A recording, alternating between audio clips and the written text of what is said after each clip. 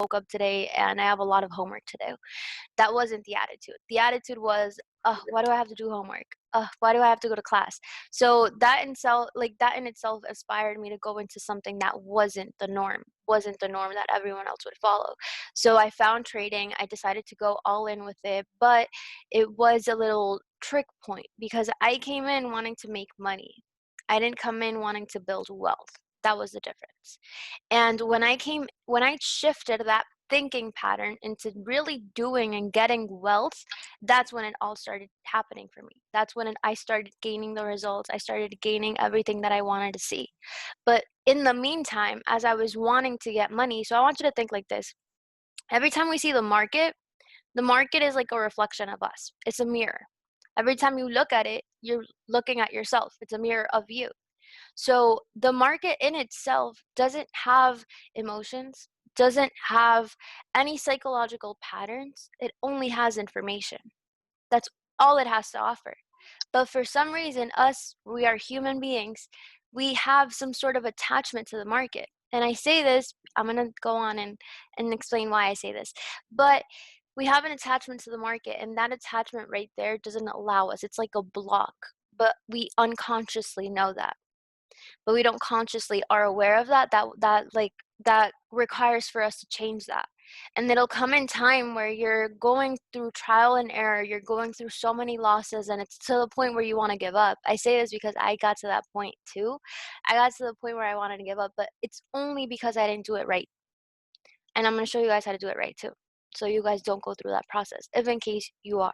So I really, really got to the point where I wanted to give up, but at that same time, I was just like, no, I had to remember why I started, why I decided to do all of this, because if I give up now, I'm just proving to everyone else who told me I wouldn't be able to do it right, especially my family, my friends, everyone around me. So I was just like, okay, let's do this. I'm going to get over it. Like, I know how to work this, and that's it. So as soon as I realized in that very moment that I was honestly feeling like I wanted to get money out of the market was getting money out of my pockets. That's how it was. And it was not like it was just a reflection of that. So what had to change was the intention. The universe drives itself by intention. So that's what something I did not realize. And then once I realized it, that's when the intention changed and it was like, okay, I need to build wealth. That's what we're here to do. It's not here to make money, it's here to build wealth and fund your passions. Trading is just a little honestly, it's not little. It's big. It's a how do you say this? Though I'm thinking the word in Spanish. It's like a vehicle. It's a vehicle for us to fund our passions, what we're passionate about. That's the way I see it.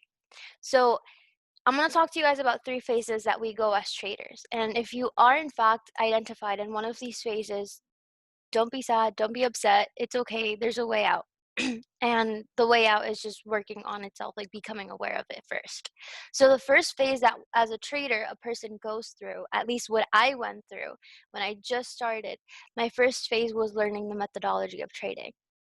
What I mean by methodology is learning all of the concepts in trading, learning all of the like indicators, or maybe learning institutional concepts, or maybe learning smart money. It's the same thing. All learning these concepts, whatever it entails in trading, structure, consolidation, break support of resistance, and stuff like that. That's all methodology. The second phase in trading is your emotionality, your emotions. Us going to school, we weren't trained to learn and control our emotions. That's what gives us the back end. We weren't trained to do that. If we were trained to do that, we wouldn't react the way that we act now as adults. So that right there, like giving the sense that no one really wants to learn how to control their emotions, makes sense as to why the market is a teacher of that, even though you're not aware of it. It's not physically or wordedly, verbatimly teaching you how to do it, but it's telling you. It's telling you have to work something on yourself, and that's your emotional control. And I'm going to give you guys like a little story with it. And then the third phase is your logical. Your logical, what I mean by that is following your trading plan. If you do not have a plan, I'm sure you've already heard this, but if you don't have a plan, you're already planning to fail. And in trading, it's the same thing. Do you have a little or a trading routine? Do you have somewhere where you write down your trades? Do you have somewhere where you record absolutely everything that you've done in trading? Do you have to something that you track your progress, because what you track grows. If you don't track it, it's not growing. It has to grow. So you have to learn from your past mistakes in order to redeem yourself from that. So those are the three phases that one goes through. Now I'm going to give you guys a story of myself, of me not working coherently on these three phases. But if you've identified yourself in one of these three phases, there is a way to work on it. So I came in wanting to make money. And I came in wanting to make money so bad, so fast, that I wanted it like that. So what happens? I started off my live account. I was already like 3 weeks in. I started off my live account and I was like, okay, I'm gonna flip this account to like $1,000. But I didn't even know the methodology correctly. I didn't even know my emotions correctly. I didn't even know the logical side of everything correctly. So it's really, really important that the next person that comes in, you train them well. That way they don't go through the same thing that you might have gone through. Some of them have to go through it, but it's okay. But don't let them stay there for months and months and months and not seeing the results. That's not a mentor. That's just seeing someone else fail. You have to plug them in with the right people too. So in that very sense, like when me wanting to come in with money and wanting to make that money quick, my emotions were all over the place. My emotions was, okay, I need to pay this bill. This is why I need to make money right now. By the end of the month, this is what I have to pay. And that paying that bill required pressure inside of me, required some negative energy inside of me. So when it came down to assessing the charts, looking at the charts doesn't have emotions, it doesn't have absolutely anything. So me feeling pressured, me feeling like kind of a little bit negative as well while looking at the chart and thinking about other things that I did not have to be thinking while looking at the market, it was still there. So those thoughts were just a blockage. Like it was a block right in front of me and I couldn't see the market. So therefore, I only saw the market for what I was feeling. I didn't see the market for the information it was giving to me. That's super, super important. I wasn't looking at the market for the information it was giving me, but for what I was feeling. And that's not the point. It's important, but that's not the point. You have to be neutral in this. If the market is neutral with you, you have to reflect that too. So at that very moment, me feeling all of that, having that block already, of course, the third phase, which is the logical side, it wasn't going to match up. Why? Because I was already feeling pressured. I was already feeling that I need to pay this bill. So, therefore, let me not follow my trading plan. Let me go all in this trade. This is the right trade that's going to flip my account. This is the right trade that's going to duplicate my account, or I don't know, give me percentages wise. And that's the thinking process that one has when one is first initiating and they don't know what they don't know. So it's so, so important to teach them the right way. Teach them that, look, first, we're starting with our methodology, yes, but we want to work coherently with all three. We don't want to first work on methodology and like realize later on that you have to work on your emotions and then you have to work on your logical side. Might as well train them the right way, working all three at once. That way they create good trading habits. They don't go through the bad trading habits that one has as a trader. I say this only because I went through that same experience and I'm here to share it with you guys too. And another thing, if you find yourself in the emotional phase or you find yourself in the logical phase, the emotional phase, I do highly recommend to read this book. I'm sure, I don't know if many of you have read it, but it's called Emotional Discipline. That's one of the books that I highly, highly recommend to read, at least for a beginner, like to start off with your emotions. And then the next one would be The Power of Now. And then for the logical side of things, have a trading plan. If you don't have a trading plan, I'll show you all about my trading plan and kind of how I work things when it comes down to trading. Like, what do I do on a daily basis to trade? And I'll also show you how I personally trade and why I trade this way. I used to trade, I don't know if maybe some of you might know this, but Elliott waves, that would be like my thing. I would know like the 1, 2, 3, 4, 5 wave. I would know absolutely everything about Elliott waves. But then I found out that 96% of traders lose in this market. Why? Just like anything in the world, everything's fractal. Therefore, this is fractal too. And I would ask myself, like, why are they losing? But I wasn't losing solely because I understood how to use my risk management. I understood how to use my trading plan. That's the only reason why I was able to continue to grow. A lot of people don't know how to do that. A lot of people don't know about it. So then therefore they keep losing. That's why it's 96% of traders. If I were to look up the facts right now, you'd see it. Well, I mean, actually, let's do it right now. Let me share my screen.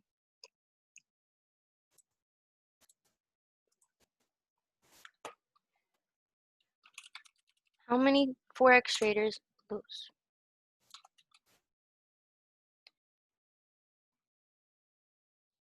More than 90% of Forex traders lose money and end up quitting. We can't be part of that 9%, of that 90%. We can't. That's just a fact. We're not going to be part of that 90%. How are we not going to be part of the 90%? By trading, by learning how the banks actually control the system. Because it really makes sense that Forex is manipulated. Like if everything in the world, like think about it, if everything in the world is manipulated by everything that we hear, everything that we actually eat, everything that we see on television, everything that we thought to be real is manipulated. So don't you think that the market, being the biggest financial market in the entire world, is also manipulated? If 96% of people are coming in and wanting to learn how to trade with all the basic concepts that are thrown out there for free, they're obviously going to make some ends meet because of that. So learning how to trade the right way not only puts you in the position to grow exponentially faster, but also puts you in the position to not to cut your losses short. And I say this only because I was trading Elliott waves. I was trading another style differently. I was trading differently before until I was introduced to this very own concept. That made me want to unlearn absolutely everything I had. They say that in the 21st century, the smart people, or the people that will take over the century, aren't those who can read and write, but those who can learn, unlearn, and relearn something new. Even though you've learned something and you're not able, a truth was told to you and you chose not to believe and you want to unlearn it, that's a process of learning too. It's okay. Unlearn and then relearn something new if it's going to put you in a position where you understand how the market works. And I'm going to show you guys absolutely everything.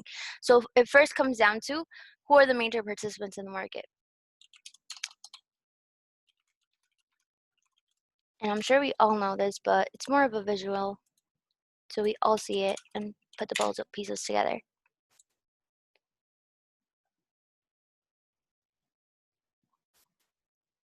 Top 10 currency traders are these banks. If they're the top 10 currency traders and they're moving so much money in the market, wouldn't you want to trade how they're trading? Wouldn't you want, okay, so think of it like this. They're the sharks of the market. We're just fishes in the market. That's a fact. We're just fishes. So wouldn't you want to follow, as a fish, follow the shark, follow the footprint of the shark, and then go with the big move? At least that's the way I see it. So given the fact that there's 10 currency traders and all of them are banks all over the world, 5 of them or 6 of them are from the US, but they're still taking over this. JP Morgan being the biggest one, sharing 9.8%, 98%, 81% of the market cap of $6.6 trillion. That's roughly about $258 billion a day that's being traded by one sole bank. So they have the money to move this market. Therefore, because it's manipulated by them, they have the power to move the market because they have so much money to move it. We only have a bit, literally 1% of what they have. So if we want to get to that level, we have to understand how the market works first, the back end, the truth of it. That way we learn the right way. So I'm going to show you guys a little clip that is going to put that into perspective. And this is a documentary. I highly recommend everyone to watch it. It's called Thrive. It really has a lot to say. As difficult as it was for me, I have come to an inescapable and profoundly disturbing conclusion. I believe that an elite group of people and the corporations they run have gained control over not just our energy, food supply, education, and healthcare, but over virtually every aspect of our lives. And they do it by controlling the world of finance. not by creating more value, but by actually controlling the source of money. When I followed the money, I found that it took me up the levels of a pyramid. Here we are at the bottom level going about our daily lives. Above us is government, people who are given a monopoly on force and use it to tax and control us whether or not we agree. But who controls them? At the next level are the corporations. Many would say that it is now corporations and not nation states that rule the world. They call it a corporatocracy. To acquire the world's resources and control the markets, this corporatocracy must have access to cheap money. The big corporations. Okay, I'm just going to pause it right here so we can go back to the page. They're almost at the top of the pyramid. They're right here. Just their labels, their symbols. HSBC, Bank of America, Chase, Citibank, Goldman Sachs, Wells Fargo. They're all here. HSBC, JP Morgan, Citibank, Goldman Sachs, Bank of America. All of these are here, and they're at the top of the pyramid. Therefore, they control the education. You saw it at the beginning that they control education, meaning they control education in every sense, not just education, what we're taught in schools, but education, everything that's put out there for free, everything that's put out there for you to just follow and do it and think that that's the right way. And it might be the right way for you. It might be working for you. It might be working for you. And just as trading the method of Elliott wave, that was working for me, but that was only working for me because I was following my risk management. That's the only reason it was working. I would lose sometimes. I would lose, and I would lose big. But then I found out this. I found out this is big. This is big to find out. Because if they're almost at the top of the pyramid, you want to follow the money. You're in a business where a lot of money is involved. Trading. Trillions of dollars are being traded in a day. And if you don't know how the money is being made, then you don't know what you don't know. And that's something that I had to like soak in that red pill. It's a red pill that we all have to swallow. Yes, TradeHouse has it in their courses. And another thing I would highly suggest is for all of us to watch this. Oh wait, this one is in Spanish. I mean, if you have anyone in Spanish, I got y'all. So it's the TradeHouse 2020 course. Oh wow.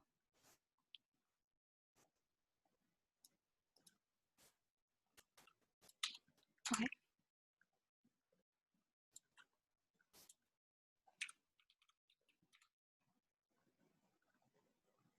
The website is howdoitrade.com/2020. I cannot find it. This is, oh, okay, it's right here. Yes, howdoitrade.com/2020 course.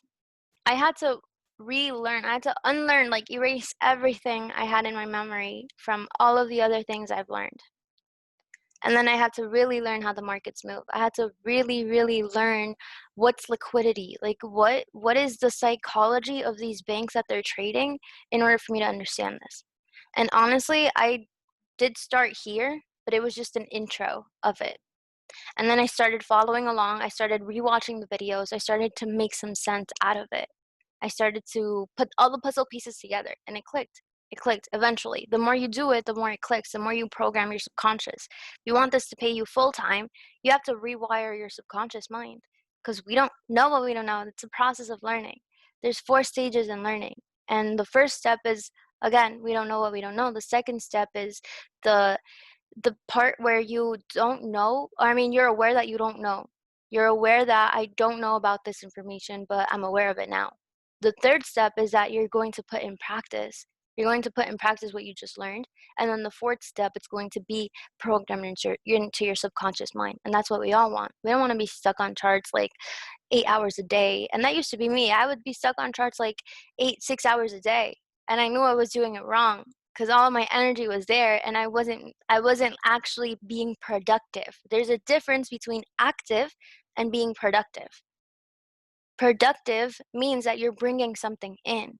Active just means that you're looking at it, you're just studying, you're just doing things that, yeah, eventually might be a production, but if in the moment they're not being productive, then you're not doing it right.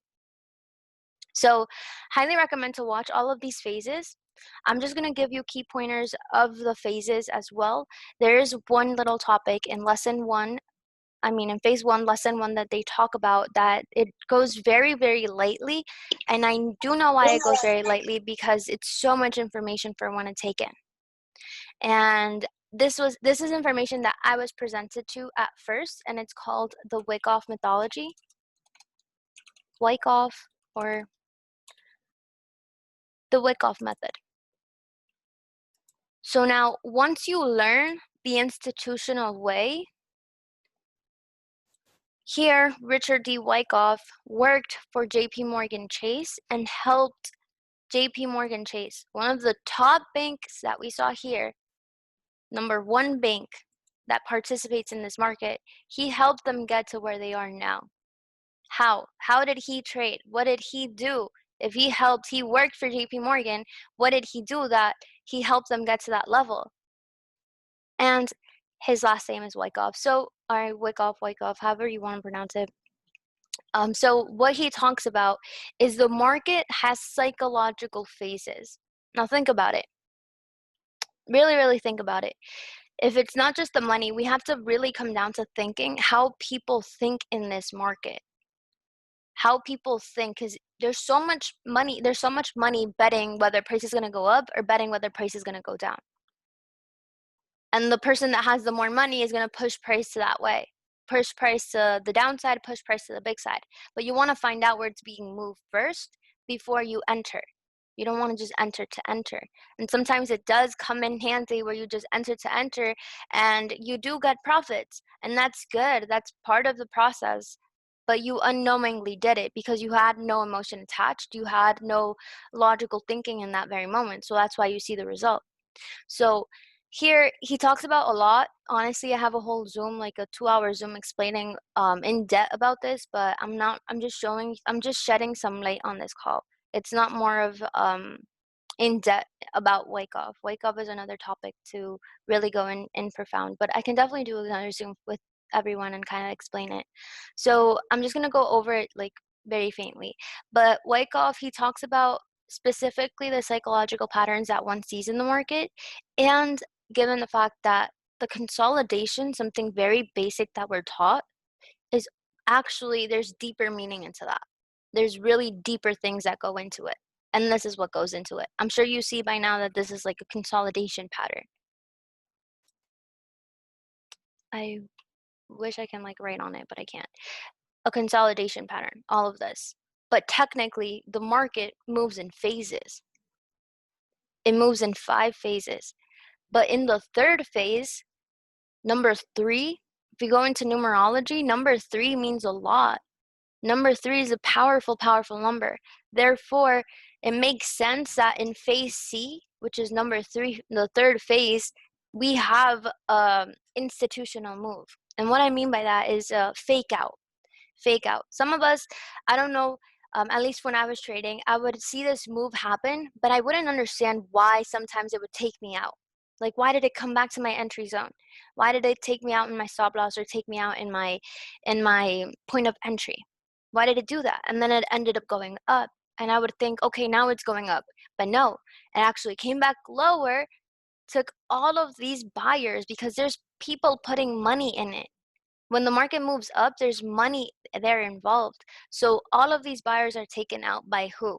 By the institutions. They have more money to push price to the downside. Every single candlestick that you see in the market is a contract of buying and selling. Every single candlestick. And that force of that candlestick shows you that there's a lot of money being pushed to the downside or a lot of money being pushed to the upside. In this case, money was being pushed to the downside. And I know it's on a line graph, but I'll show you guys in candlesticks too. And then we don't get in here. We don't get in the spring. We get in that mitigation. What I mean by mitigation is after the aftermath of everything. That's what we do. We get into the aftermath of everything, and then we ride the wave. As simple as that. And the learning process is a bit complicated, putting the puzzle pieces together, but it's definitely worth it. Once you get it, it's like, whoa, like I see it now. And like your third eye opens. It's crazy. So the same thing happens in accumulation schematic too. The same exact thing, but phase C, the number third phase, it's different. Here, we don't have that institutional move. So that's why we depend on, well, not depend, but we depend on all of these phases to happen first, and then the candlestick pattern, that breakup structure, that that Fibonacci tester to get a point of entry, and then we ride the wave. And same thing vice versa. There's a universal law, as above, so below. So everything that happens below is going to happen above. I'm sure you see this, that this is a clear reflection of the first phase that I showed you, the first schematic I showed you. Now this is to ride the wave to the downside, but it consolidates, basic term, it consolidates. But technically it's distributing orders to the downside. That's the back end of it. This is going deep, deep down into really how trading moves. And there's other terminology which I'm not going to go through, but I will definitely, I'll send out this website right now in the chat. That way everyone can study it as well.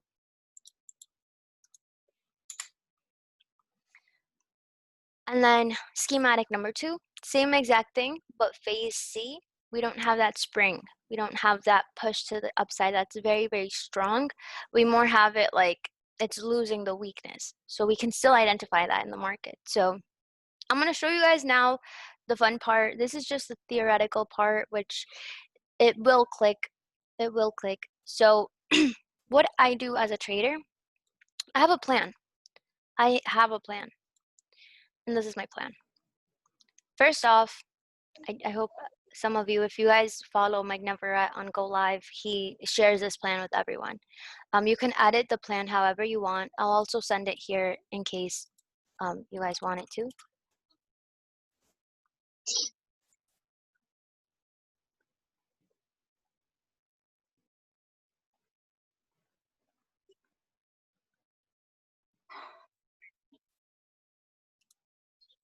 He calls it the blueprint.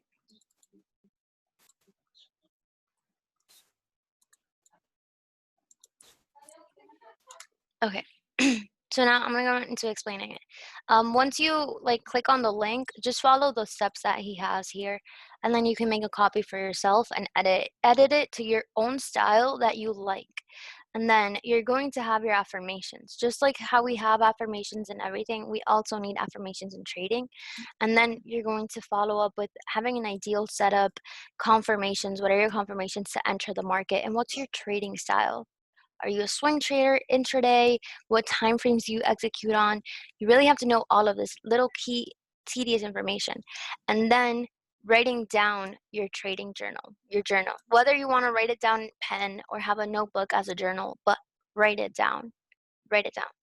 And you're going to write down the date and time that you're executing, the pair that you're executing, the before picture of your trading link, the buy or sell, what you did, what's your lot size, what's your risk, what's your reward, what's your ultimate risk to reward ratio, what are your confirmations, did it hit your stop loss, did it hit your take profit, how many pips did you make, what's the final risk to reward, what's the reflection, if in case you lost, how are you reflecting upon the trade that you just lost? And then your risk management, your plan. So I'll show you guys mine so you can kind of edit it. As you can see, it's a bit different than how he had it.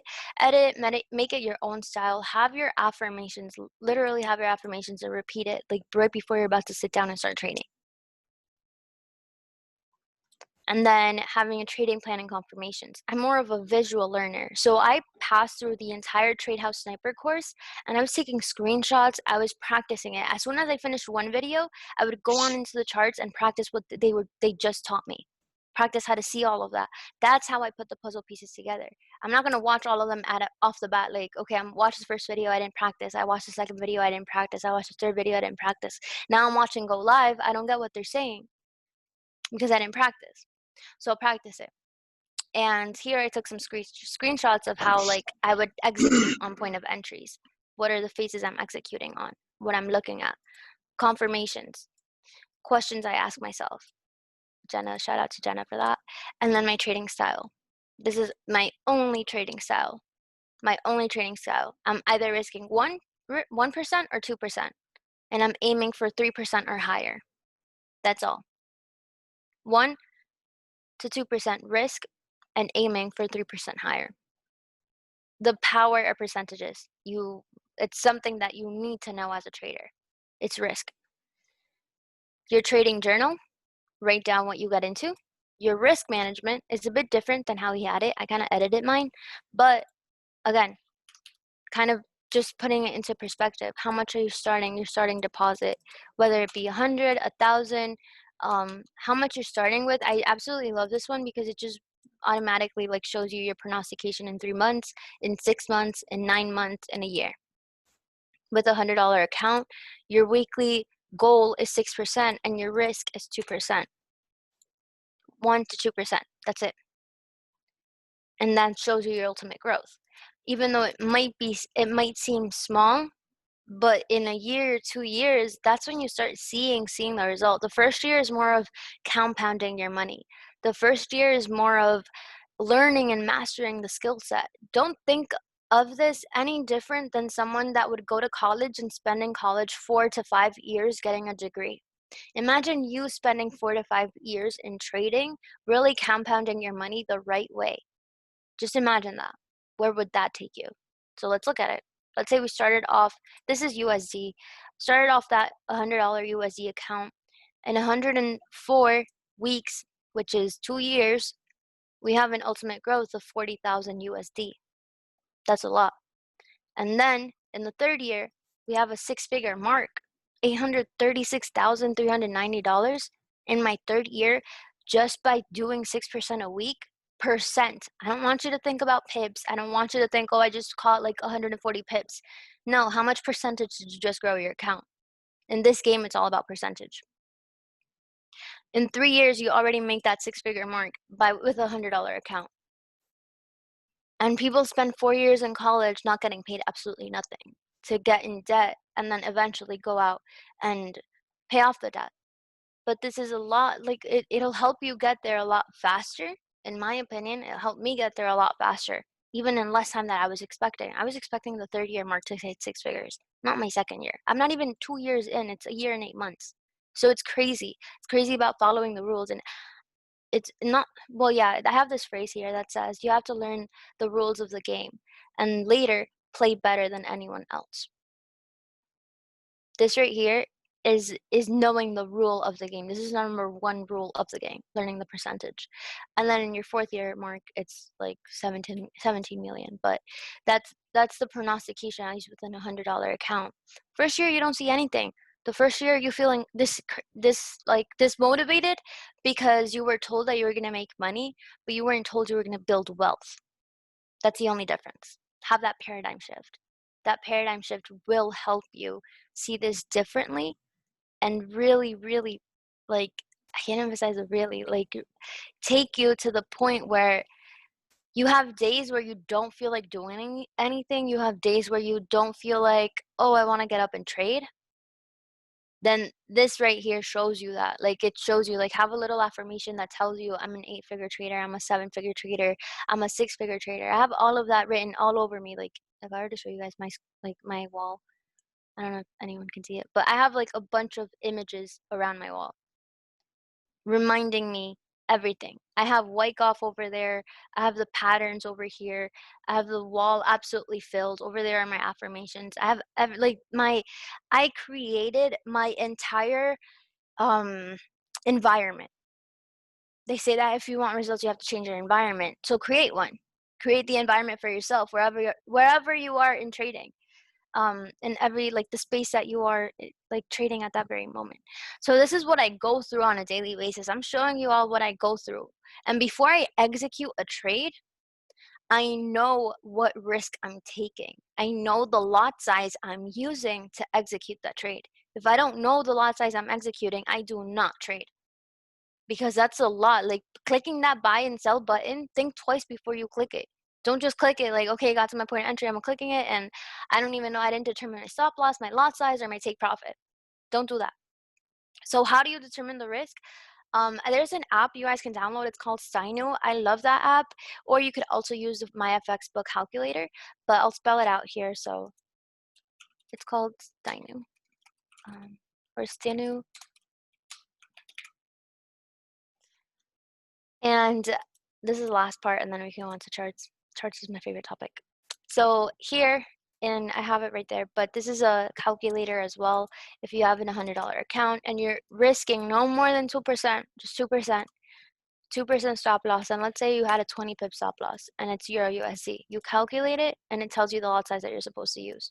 The lot size is 0.01. How much money am I going to lose if in case the trade goes the other way? I'm losing $2. Accepting the fact that you're going to lose. Don't enter into the market if you have fear of losing money. Because again, the market is a mirror. It's a mirror of you. So if you have fear of losing money, that's what it's going to give you. Whether you want it or not, it's going to give you that. It's going to prove the fact that you were feeling that way. That thought was already brought into space. It was already brought into this consciousness. So therefore, the market is going to receive that and give you what you were thinking. So don't fear. Like, fear is something that we've been programmed to feel. It's not something that you naturally are born and you fear all of these things. No, when we were kids, like, no one feared touching a spider unless like our parents like yelled at us like, oh, don't touch it. That's when the fear comes in. Like, oh wow, I'm not supposed to touch it. That's when it kicks in. That's the programming that kicks in. So a lot of us aren't taught that. So don't fear the fact that you're going to lose money. You have to have a good relationship with money. I personally have like these frequencies in the background because we are all energy. We are all vibrant human beings. There's a clip that Mike Miles shows in recalls into Synmatics. Synmatics. I'll show you all what it is. Cymatics, that's what it is.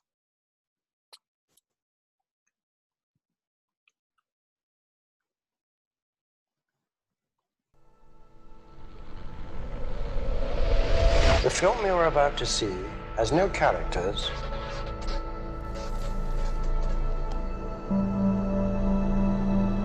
If you spare a little of your imagination, it is a film to describe to you the effect of cymatic frequencies on matter.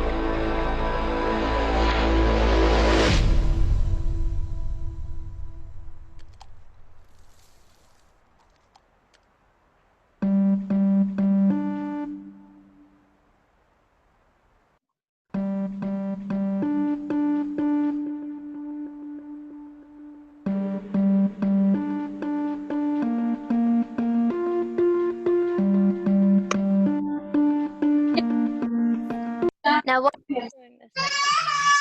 No. I am showing this because that music or sound moves matter. We are matter. Like our body is matter. Sound moves matter. It changes the alchemy in your body. It changes the way your body is at that very moment in frequency. Bob Proctor talks about it. So I have like a little things that I listen to in the background when I'm trading, and it's like abundance frequencies, abundance hertz, or wealth hertz. And these are my main two, as you could see that I've been listening to it. The 8-hour one, or the main three right here at the top. You can just Google this, like, or YouTube it, abundance hertz, and put it in the background. And it'll put you in a state of concentration that now you're open to receive what the market has to offer. Because the market offers endless opportunities for you to enter. But it's important to understand the psychology of the market. Because if you just come in, like, the point isn't to just trade to trade. The point is to think like a trader. The point is to think the way that they think and then execute based off of those thoughts, not to just come in and like blindly do things. So that's a very, very strong and key point. Like, I recommend to have this on your background and kind of like, um, uh, change the alchemy in your body that'll accept all of the things that are coming your way, all of the abundance of wealth, all of the abundance of whatever it is that you want to receive. And it's so unexpected that even the market offers that to you. It's crazy. But try it out, and then you guys can test it yourself and let me know how it goes. So chart time. I was logged out from my chart. Give me 1 second.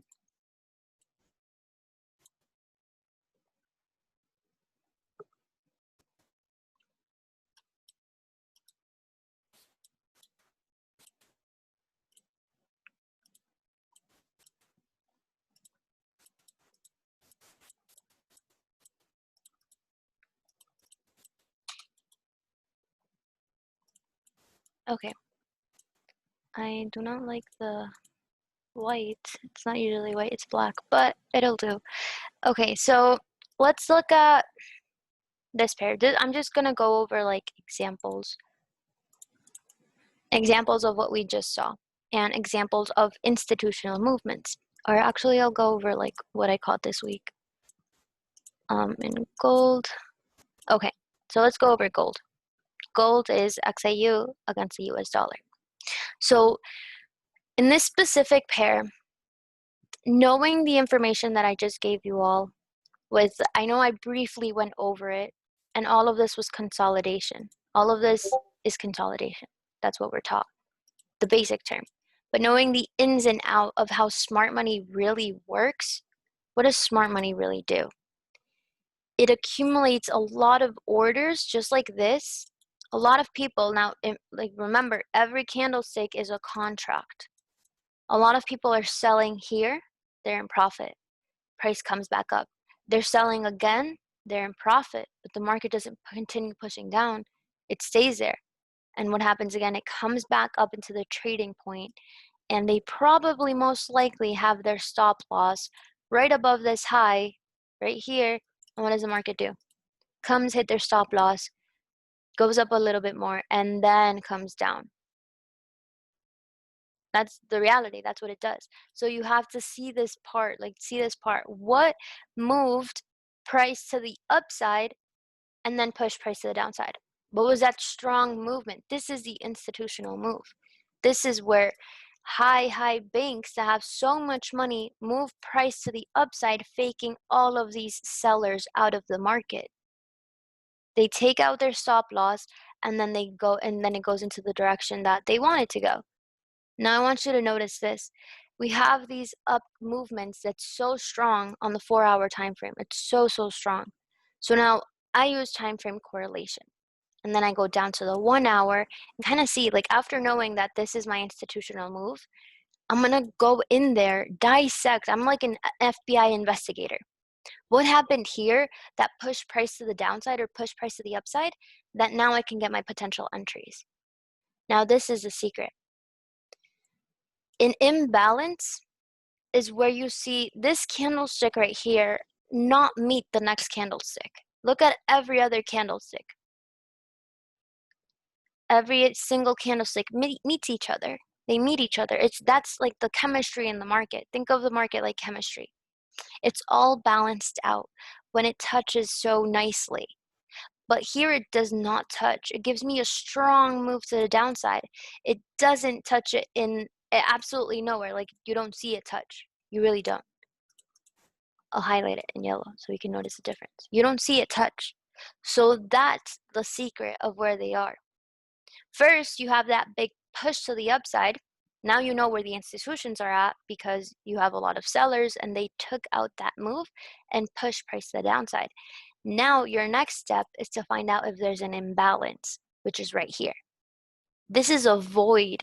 This is something that's not balanced in the market. And just like chemistry, we have to balance everything out. This is called an imbalance. It's an improportion in the market. So where do I execute my entry? Seeing all of this, where is that last contract that sold off and then it pushed price to the downside? That last contract is right here.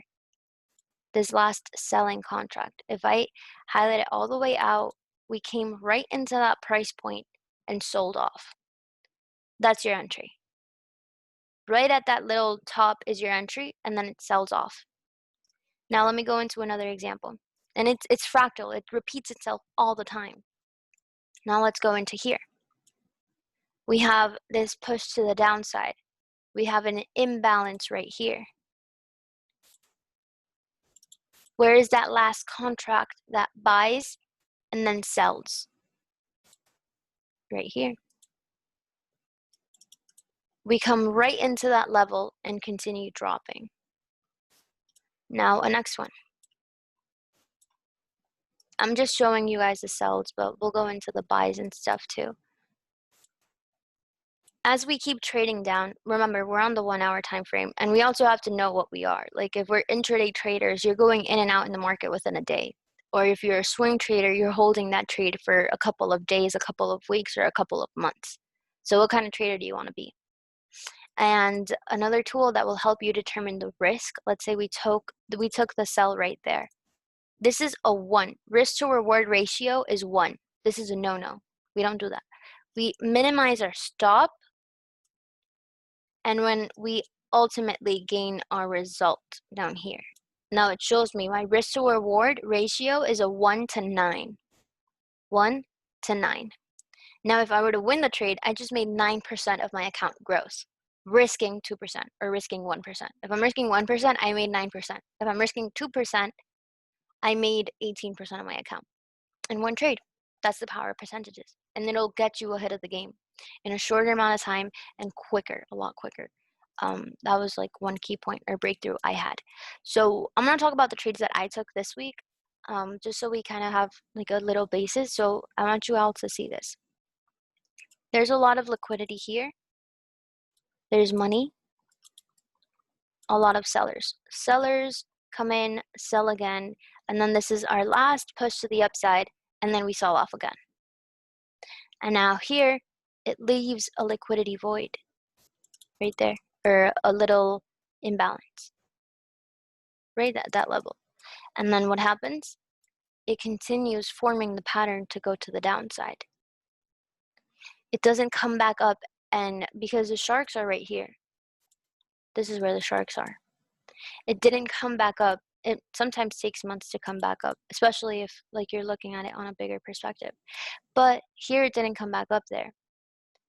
Now, what we're taught, the basic information, break of support measures that resistance again. You could have executed an entry there, but that's not where I would execute. Why? Because I look at the sessions. I want to see my trading style is not that I'm trading London, I'm trading New York, I'm trading Asian, I'm trading all these sessions. No, I'm only sticking to one session and studying it.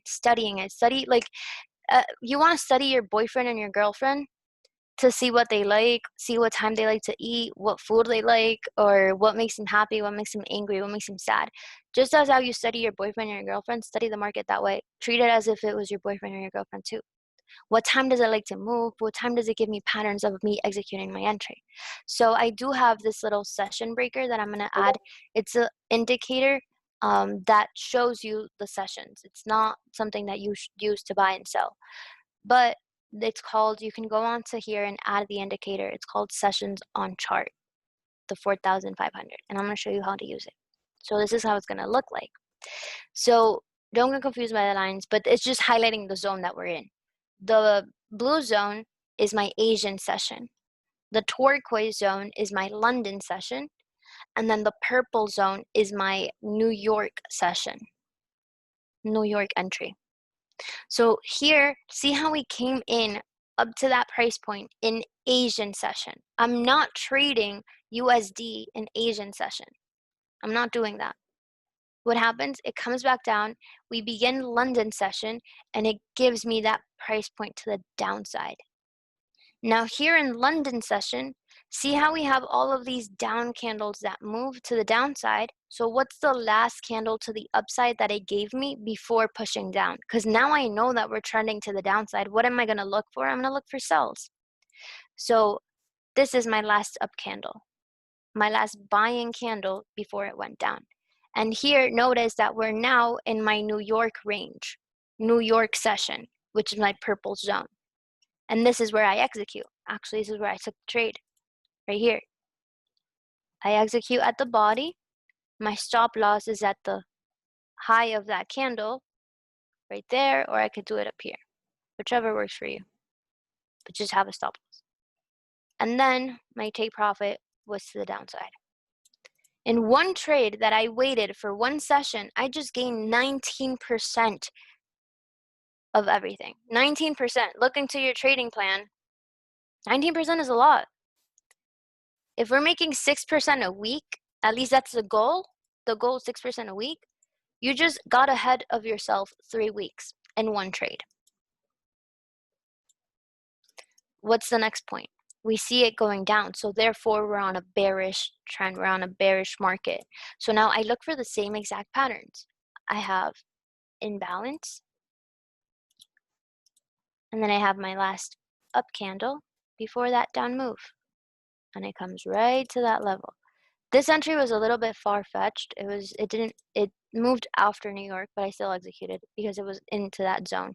So at least my limit got activated. I had a limit right there, and my stop loss was above it, was above the body. Very minimal. And my take profit, I kind of already knew what the bigger picture was showing. I'm not going to go into depth about it because I don't want to confuse everyone. I know maybe this might be new to you. So I took it all the way down to this low right here. It was like 8% in that trade. So here, that was a good entry, and then you take it down. Like, because you're on a bearish market. So what you want to look for is potential entries for sells. That's what you want to look for. You want to look for the market and price to tell you the time, tell you, yes, this is a good price point because look, here's the imbalance, here's that last contract to the buy side. So there's open orders. This last contract before pushing down means that there's orders that are open in that very moment that banks have to come back in there and close it out. This is where us, the fish, get into. Because they have to close this order. They don't like to lose. It's not that they like to lose in the market, but they come into that bank, or that they come back into that price point and sell off. Like, then they push the market where they wanted to push ultimately. So those are little key points that I do when trading. Like, I don't trade every day. I only trade with there's a setup, and there's a setup that's going to give me a good percentage in my growth account. That's honestly the only thing I did to get to 6 figures. I didn't do anything else. And I learned that from all of the mentors that we learn on Go Live. The schedule of everyone that teaches these institutional concepts, how to get these entries. Why do I look at it like this? Or why did I want to do this shift in trading or learn something different? Is because you minimize your risk.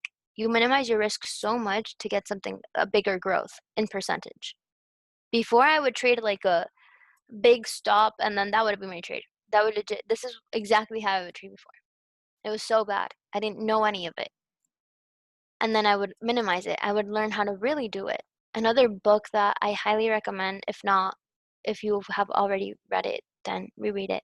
But this is the Trading Bible. It's called Trading in the Zone. And that one just really did it for me. Like, it helped me in my psychology, helped me in everything that like the key pointers that I was giving you all, I got it from that book.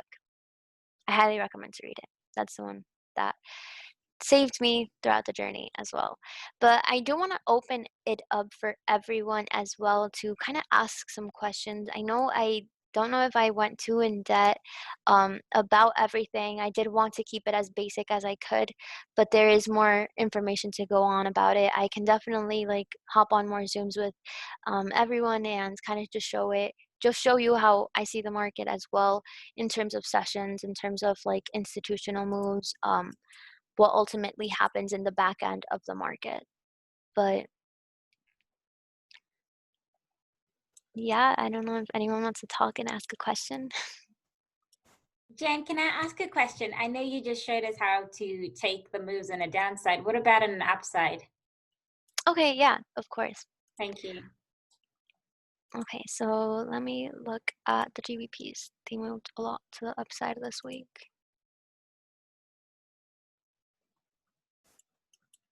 Okay. So to the upside, it happens exactly the same.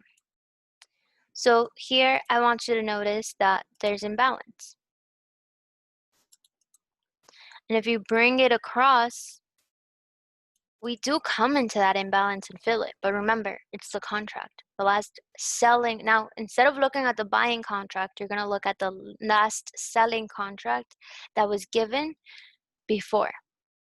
So in this point, where is your last selling contract before the up move? Where was the last bearish candlestick before the up move? It's right here. The last bearish candlestick before the up move. And it comes right to the point and reacts off. Now, I want you to notice that in this imbalance, we build a lot of buyers. Look at buyers coming in the market, and then it comes back into their point, and then another buyer comes into the market. There's so many buyers coming in, but that's money being accumulated in here. So there's money here. Remember, banks don't play off of this. Banks wait, and then they push price. Look at this strong move to the downside. Push price to the downside to close that last bearish candle that they left. Close it and then push it to the upside. That's what they did. And then this is where you wait, you have the patience, and then you execute right here.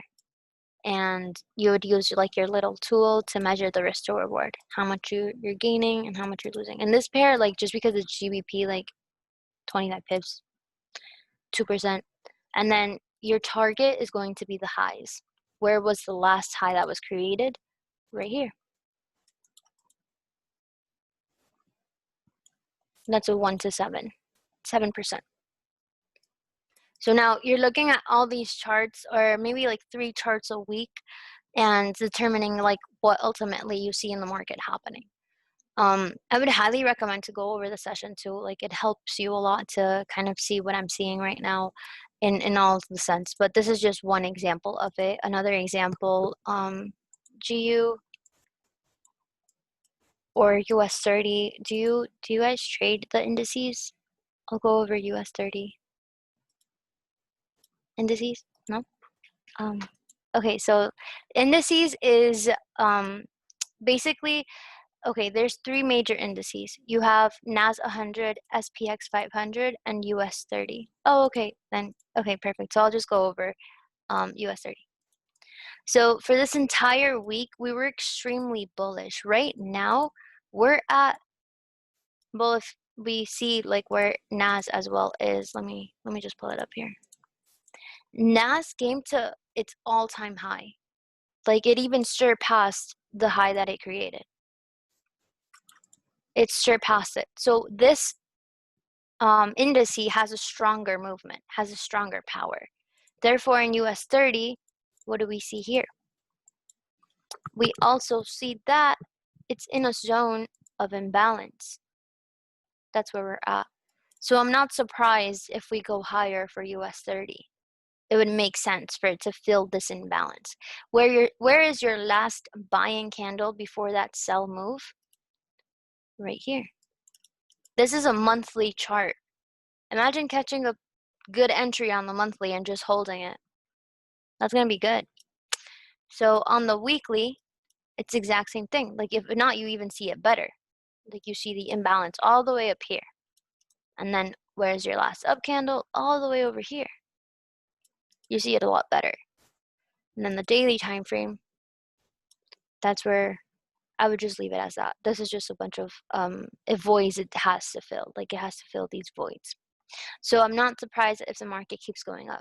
So now this week specifically, how did the market go, or how would you have, if in case you like bought the market? This little yellow line that I added, it just shows you a range of a weekly perspective.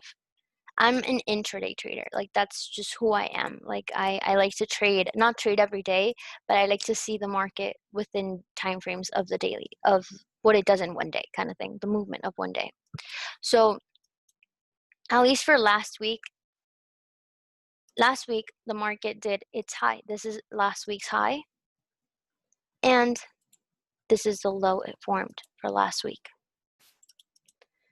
Now notice that as soon as this week started, we just started rallying up. Now I want you to see here something. I want you to really, really see this. Because we're on an uptrend, now you're going to want to look for buying opportunities. As soon as the week started, it gave us a perfect buying opportunity. Where is my last down candle before this up move that happened? Before this strong up move? Because it's super strong. We come back into that range and mitigate and then go off. Perfect. How did I know that? Because that was my institutional candle. This is where the money is sitting right now. Right here. There's money right here. I'm going to delete these lines. There's money, and then this is my last down candle that pushes price to the downside and then pushes up out of nowhere. it has a strong move to the upside. So now I'm going to go on smaller time frames and dissect what happened here to get a better optimal entry. And looking at the range, the zone that I'm trading in. So I go onto the 1 hour time frame and I see it better. Oh wow, look, here is the last down candle. I'm going to accommodate it all. Last down candle before that up move.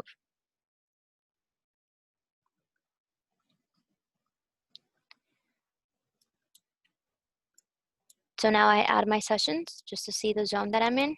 Okay, well, that gave me an entry at a time that I don't usually trade. So now let's look at London session.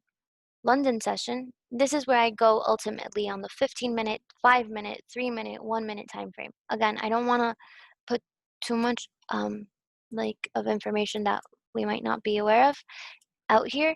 So now going on to the 15-minute time frame, I see that we mitigated from this yellow zone. So therefore, that's not another zone. That order that they had, that last bearish candle that they had, it was already closed. So there's no reason for me to go there because it's already balanced out. So now I want you to look to the next point. Where is my last down candle before the up move? Right here. My last down candle, my last bearish candle before the up move. And then we go into London session. The turquoise is the London session. Go into London session. We come down, but we don't fill that void. We don't fill that contract. We have an imbalance right here, but it's not filling completely. So therefore, I'm not executing because it didn't fill it. It's not at my entry point. What we're looking at is this. Stop loss right here, minimal stop loss, and then riding the wave, you want to identify the range. We don't want to be greedy. We're here to pay ourselves out. Identify the range, and that's ultimately where you're taking it. You can continue taking it higher because you know you're super bullish on everything, but you want to determine your risk to reward. Like, pay yourself first. That's what you want to do. You always want to pay yourself first. If you don't know how to pay yourself, sometimes you're in profit, but because you didn't pay yourself, being in profit then results into a loss or results into you breaking even because you didn't pay yourself. So here, notice that we are in my New York range. This is all of my New York session. This happened at around like 8:30 a.m. my time. I believe it'll be like 10:30 or 11:30 your time for New York session, but that's what happened. It gave me that entry at New York, and that's when I execute. I'm holding off London. I'm waiting for a bit to see more information, and then it plays off. And that's actually a trade I took that this week too. And then again, now let's look at all the New York sessions that happened. And this is all for buying opportunities. You could have entered on the London session, but it's just not, I mean, I would, but if it's showing me information that it's kind of like it has too much momentum to the upside, then I'll just wait off. Like right here, it just shows me too many pushes, too many reasons as to it. It wasn't something clear. It wasn't something clear that I would just like execute to execute. So here is my last down candle, but we see that it didn't come down. It didn't come down to fill it. And that's okay. That's okay. Why? Because maybe on the 30-minute, you missed something. Maybe on the hourly, you missed something. Here on the 30-minute, this is still my last down candle. But I want you to notice where was my push. My push to the downside, and then this up move that happened. This push started right here. There was a strong momentum to this downside. Right there. I wouldn't execute. I would not execute there. But that is an optimal trade entry. Right there. And then continue taking it higher. But this is where I would execute. Right here, where New York session is. Why? Because I know that, first off, it just shows the pattern. It's going up. It shows the pattern that it's going up. It broke structure right here. So we are trending upwards. So what do? I use my fib too. I was just showing you all the candlestick, but if you were to use your fib on this, like to your low, to your high, it falls right on your 78% in that zone, which is 78%, and then you take it higher. I'm not executing solely on fib. It's just telling me what price wants to do. So here, again, I grab my fib from the low to the high, and it comes down to my 88%, and then you ride the wave. And it comes down during New York session.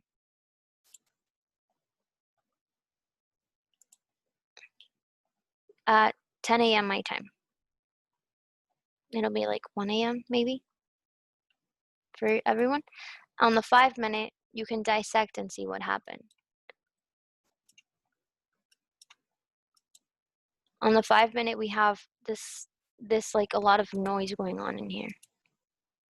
A lot. Oh, I did not want to clone it.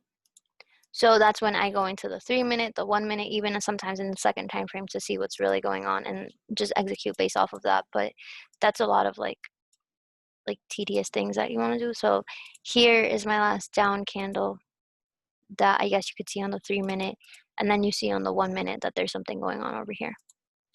Let's just go there for visual purposes. Right here. My last down little tiny candle before the up move. In that very moment. So this is something that I wait for to execute, and then when it's within the trading range that I look for, I'll execute into buying up because I'm looking for buys. I'm super, super bullish. So that's just my thinking pattern of what I do. And then I just wait until it gets to that entry point, and then I'll do my little sign, do my little ritual of trading, and just take it that way. But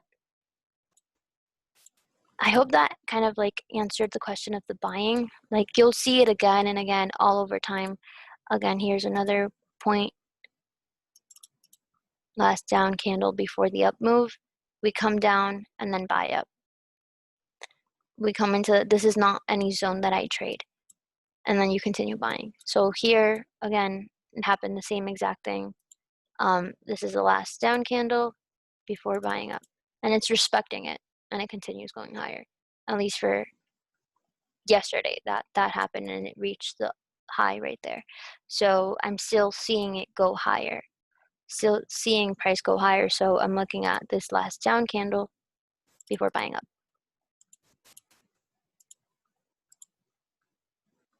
Right here. To see how it reacts. But yeah, did that answer your question? I mean, for the buying? Yes, it did. Thank you. Does anyone else have any more questions? I have more. I have a question. So I know it's taken you 1 year and 18 months to, get to a 6-figure trader. How long did it take you to actually grasp smart money concept? To actually, I spent like 8 months, or no, about 9 months into retail trading. And then to learn smart money, it took me about, like, I spent 2 months without trading because I had to unlearn all of the information. Like, sometimes I would just look at the market and I would just be like, whoa, what am I looking at? Like, I had like the trading paralysis or analysis paralysis, what they call.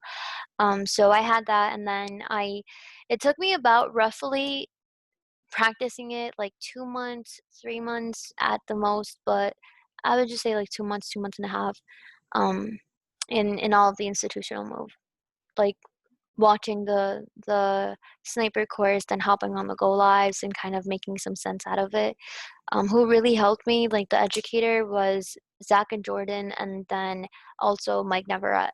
He was very, very helpful in the entire process, just watching him do it and learning myself from that. It was like a breakthrough, major breakthroughs. Wow, that's amazing. Thank you. Any other questions, guys? Yeah, I've got a question. Go for it, Sarah. So when you were learning from these educators, did you just go back through their go lives and watch all of their videos like from previously? Yes, I watched their favorite videos, all of their favorite videos. After I finished watching the Trade House, like the sniper course, then I would be like, okay, now I get it, so I want to see it more in live. But obviously, live, like they just limit you to having like 2 lives a day or 1 live if you have a 4X package. Um, it's just very limiting in a way. So I would just go into watching all of the favorite videos that they have, and with Zach and Jordan, and also Mike's favorite videos too. He teaches in Spanish, but he also teaches in English like twice a week. So I would hop on to all of those sessions just to get the theory right. Once I got the theory right, like all of this started making sense. And back testing, like going back and practicing absolutely everything. Sometimes it doesn't happen the way that we expect it to happen because maybe we don't have that breakthrough yet. Once we have that breakthrough, it starts happening in itself.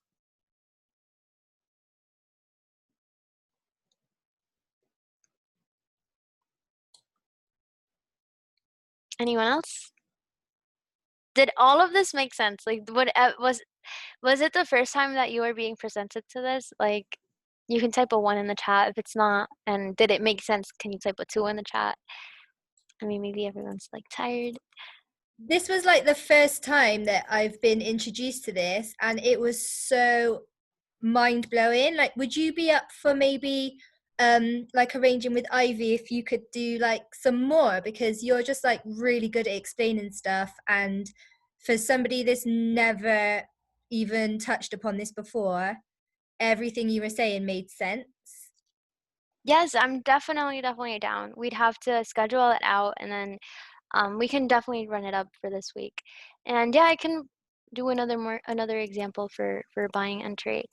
I'm just thinking where I saw these buys. I think it was in GJ too. Yeah, GJ. Okay, so I always start off with the monthly just because we are at the beginning of a month. It's a very, very good beginning. So this right here is all of the candlestick of the month of June. Last month, I knew we were bullish simply because we mitigated off of this last down candle right here. And if you can see, as soon as I mean, Corona started February and it led off to March, but we rejected. In a whole month, price came to the upside. So this is the zone I'm looking at. And on the weekly level, I'm looking at all of this right here. All of this, like, what happened there? Like, kind of question. Like, now I want to be the FBI investigator and see what happened. So now you see it clear. Okay, well, now the entire zone I marked up, I want to make some sense out of it. So I have my last down candle over here. We see that it comes down there. So that no longer is a zone I look at.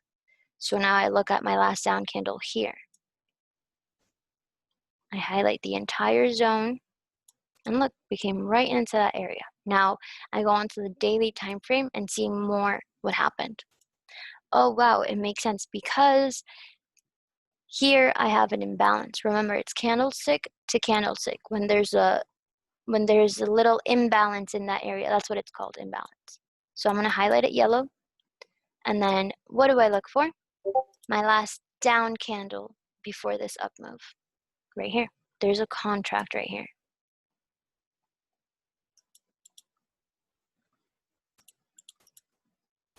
That contract is right there. So I highlight that candle, followed by an imbalance. We see that it comes right to that body, right to the body, closes the order, and shoots up on a daily time frame. So therefore, for the week, I know I'm bullish. So now what I'm going to be looking for is buys. Now I'm set for the week. I know what I'm looking for. Another thing is that we have money here. There's a lot of money.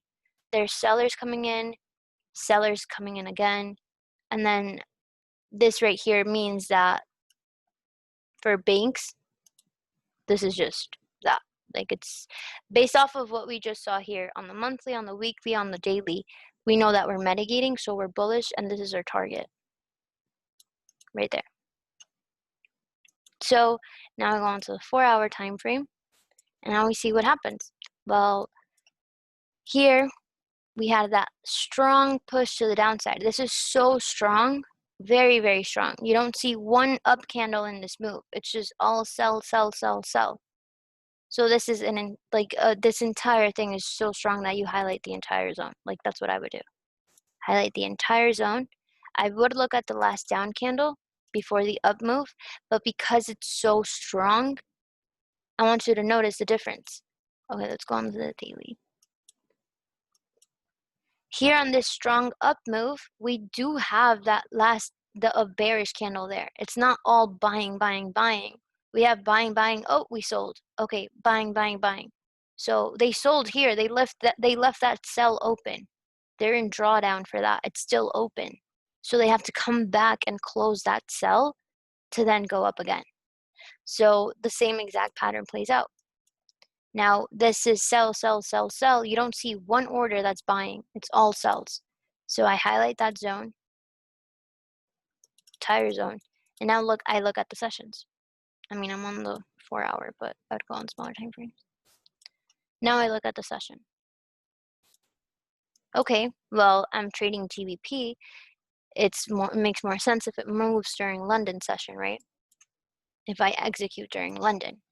So I know there's a lot going on the chart, but this purple zone is that zone that we highlighted, all of the down candles. So that's the zone where I'm going to be looking to execute. That's the zone where I'm going to be looking to investigate what happened. I don't execute on 4 hour. I just look at what happens. So now this entire push to the upside, so many candles to the upside, and then we have another selling order. And then we continue pushing to the upside. So now this is my last down candle before that up move. You highlight it and see how it comes right to that point. Now in London session, let me just replay. Now this is what I investigate. I investigate what happened there. Let's go on to the 30-minute. I'll delete this just so we could see. And there's a lot of buying happening. A lot of buying. A buy here, a buy over here.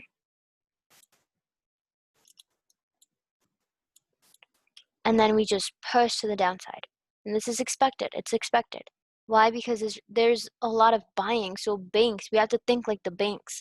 We're not executing when the banks execute, but we're executing when the aftermath of it, So we know that this is the aftermath because this mitigated on a daily level all the way to the upside.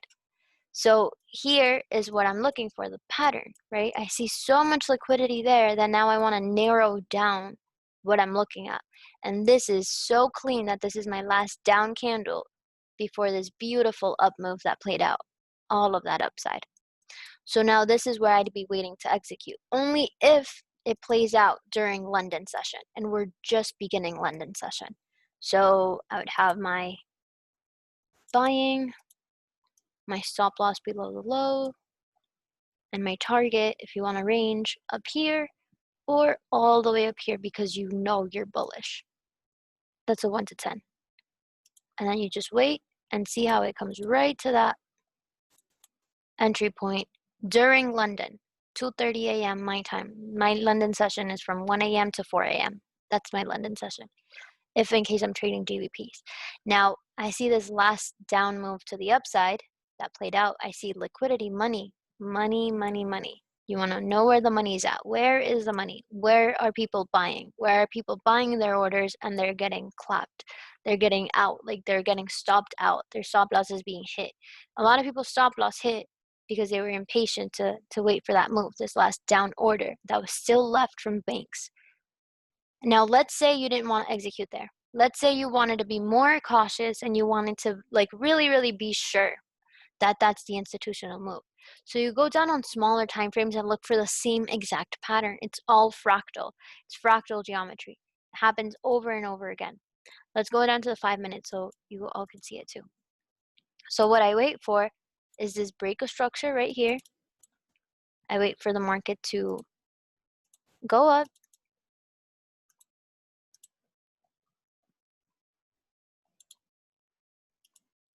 to come down, mitigate, and then continue going up. But I have that first entry. Like, this is the entry that I was showing. So now we wait, break structure. See how it broke? Now we know, we're sure that it's going up. So let me delete this. It already activated our entry. It reacted through that zone. So what I wait for is for price to come back down and execute again.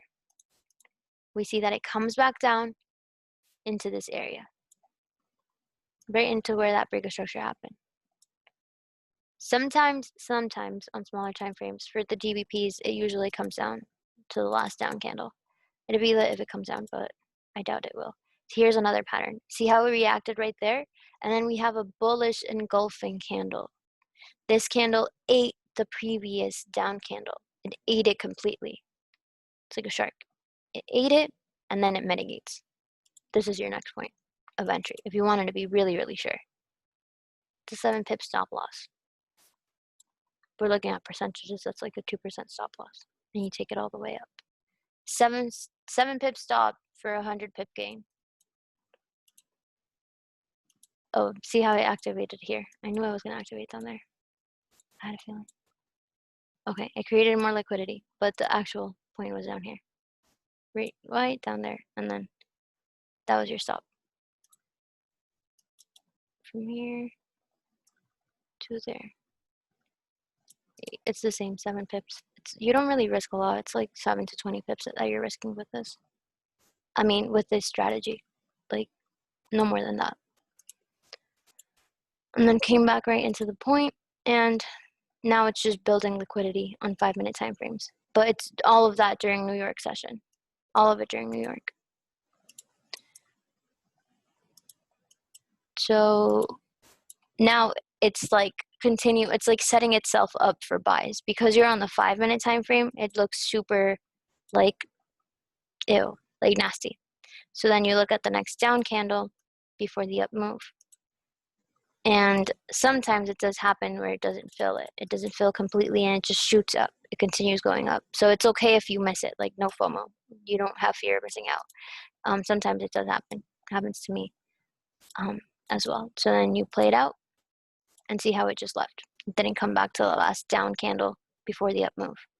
But it did in fact see this pattern right here that played out. This last down candle over here, it broke up and then it came back into the area that we look for. The last down candle before the up move right here. And it goes back up.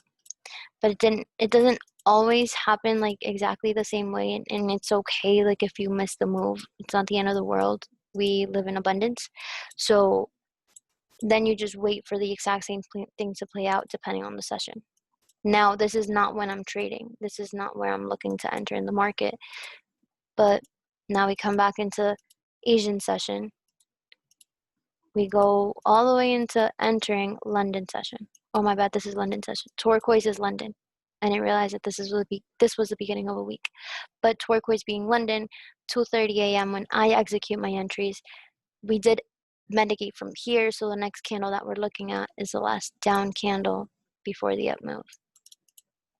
Right there. And then you wait for the next London session or New York range. But I wouldn't execute GJ on New York, more of London. And then it just goes. And then again, you wait for London to play out. And I feel that we are going to come down and then play out higher. So let's continue. Oh, well, we see that it played out higher, so I wouldn't have executed there. I would just let it ride. It's okay if you don't trade one day. You don't have to trade every day. And then we continue seeing it play out. Asian session. London comes in. Now we are bullish. Remember, we are bullish. But what do we see here? Like going on to the 30-minute time frame. We see this last down move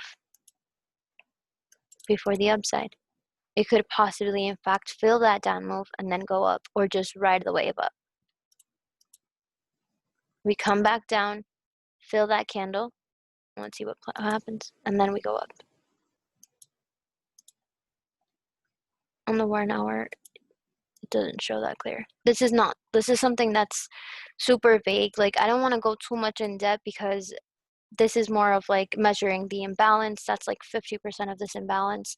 You measure that, and then it touches your price point. Like, I would highly recommend for us to have these conversations, to watch the sniper trading, the sniper trading sessions, and then we can have like the ins and outs of like the imbalance, like measuring the 50%, because that wasn't, honestly, to me, this wasn't super clear. The zone that I highlighted, it wasn't exactly clear, this last down move. So there's key points to the imbalance. When you see a big imbalance, you measure the 50% of that imbalance, and you usually get a reaction of that. In this case, we saw a 4-hour imbalance. This is a huge imbalance from here to here. So I measure the 50% of the candle that did that imbalance, and then we came right in there. It happens vice versa. If you're buying or you're selling, it's the same pattern. If you're selling, you're trending down, then you're going to look for sells. If you're buying and you're trending up, then you're going to look for buys. Now, where's the next point? Because we are a New York session, then where do you have the imbalance? You have an imbalance from here to here. Where's your last down candle? Here to here.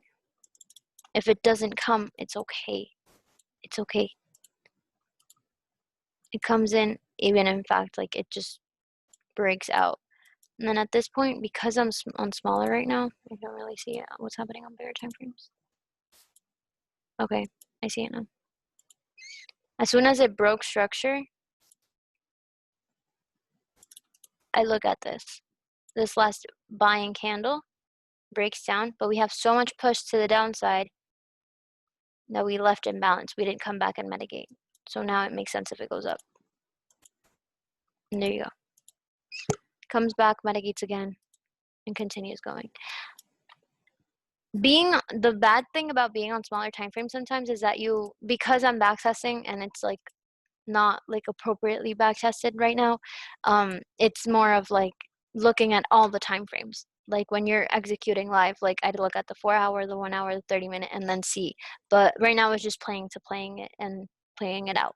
So this is something that you would look for, like on the weekly time frame, on the daily time frame. Like what are you essentially looking at? So on the daily, you could see it a lot better that this is your last down candle. You have an imbalance left there. It comes into the range of the imbalance and then continues going higher. So that's like the thinking pattern of it. And you could see it better on 4-hour time frames. But the example I was giving was a little, I apologize for that. It was more to the downside. And here you have liquidity too. There's money. So it makes sense that it had to come down. And then again, mitigate again in London session or New York session, break structure. And you keep seeing it over and over again. London session to New York. Continues going up. And then happens again. London session. And it continues going up. But because you're on a bullish trend. That's what happened this week. And I do see GBP is going a bit more higher, or maybe even filling the gap. I think it really already did. Give me a second. Yeah, it already did. It filled the gap and we had an imbalance all the way here to here. So that imbalance right there, and then you have that last up candle before this down move. So I wouldn't be surprised if it comes all the way up here, or if it reacts from there. And then just gives me, because there's so much buying, there's so many buying candles, and there's an imbalance right here. Like everything I highlighted is imbalanced. I wouldn't be surprised if the market comes down for next week, fills it up, and then continues going higher. Or just comes down, breaks all of this, like balances all of this out, comes down and then goes higher, or then just like continues dropping based on like what's happening with everything around the world. It's pretty crazy. But that's like the example of the buy. So I do have another call in about 20 minutes, so I have to prep for that as well. But I hope that everyone, like, it all made sense. I do have like a lot of key pointers to like share. It's a lot of information, but this is just like the simple version, I guess you could say, of all the information that was given. I do recommend to watch the Trade House Sniper course so all of this can start making sense and kind of switch it up and really dissecting to how like the institutions really move, how everything is being controlled. So we want to put ourselves in the position of trading with the 4%, how the like banks really trade. I mean, it's just an option. You're not obligated to do that, but if you really want to see your growth, like I didn't see my growth until I started doing this. I only saw growth because I was following this plan. That's only why. Knew how to follow the plan and that was it. But after seeing this, it brought me to follow my plan, but now I'm growing so much faster. I'm growing 6% a week. Like this week I made a total of like 24%. I got ahead of 1 month of my trading plan. That's a lot. That's a lot. Wow. Like your expectancy. So it's just keeping it simple for yourself. And then that way, like, you know how to teach the next person coming in. You don't have them go through the things that they've gone, like, that you've gone through, maybe. And I say this because it gets to the point where now you learn this information, you have the results, but now you want to share it. And you're going to have people looking up to you with information. They're going to look up to you as a mentor. They're going to look up to you as a person that you can give them the answers that they're looking for and guide them the right way. And they're like being straight up with them, like, this isn't going to take a month for you. Like sometimes it does, like people do come in and after learning the sniper course and everything, in a month they're already making profits, and it's awesome to see that. But set the expectation that you're here to build wealth. You're not here to build like, you're not here to make money and then go out. Like, you're here to build that wealth. And also, like, training them the right way, like in terms of psychology, like having psychology like calls with everyone. That's really, really helpful. Like assessing what everyone went through, what was the thinking pattern that everyone had during the moment of them executing the trade, what strategical things that you could do better to better your psychology and better your emotionality, like conversations that you want to be having with everyone on the team. And I mean, these conversations I have with my team every Saturday we talk about, like, reflect, okay, what did we learn from the market, what did we everyone has to share, like, that's like building the culture too, like with everyone. And it just helps them, like it sets them for success too. um I mean, from the building side of this, like it just comes naturally when you know what you're doing. Like, I'm sorry, my cat is like all over the place right now. But it it makes it a lot easier is what I'm saying. Like, you don't have to, all you need, like, some people just like plug people in. Like, I have people on my team that don't trade, but they like plugging people in. And that's okay because I know how to trade, so therefore I'm going to teach them how to trade. But the person that only likes to plug people in, then that's also okay. They might not like to trade, they might like to build, and that's fine. Like, you don't want to force everyone to do the same exact thing, but it is nice when everyone on team is like is a good trader and eventually gets to six-figure traders. And then you know that you built up that, like, that culture. But it comes down to assessing, what do you want to build? Like, what do you want to build for your team? Because all of us are independent business owners, all of us are independently, like, wanting to grow. So therefore, once you learn, it's a disservice not share this information with other people, because it's a lot of information that can set everyone free. And that I heard from Mike Miles, and it had like an amazing breakthrough from that. So I appreciate you, Ivy, for hosting this call and having me on this call to just share the information that I was given to. I'm not a guru or anyone, like, I'm just a messenger. Like, I give credit where credit is due. It's all from the Trade House. It's like the Sniper course. Everyone in Go Live that like teaches the institutional movement helped me the way that I look at the market now. And now just passing out that information and being that pioneer of something that's bigger than myself. It's not about me. It's not about the money. It's about everyone having that wealth, everyone having that thing that they've created, the elites have created, which is money to keep us on a low frequency to then control us. The point is to free everyone. And if we all have money, we're not all being controlled, then we can all elevate, or just have a whole revolution and end money. That's the other option. But in the meantime, since that's not happening, let's just continue to learn how to trade.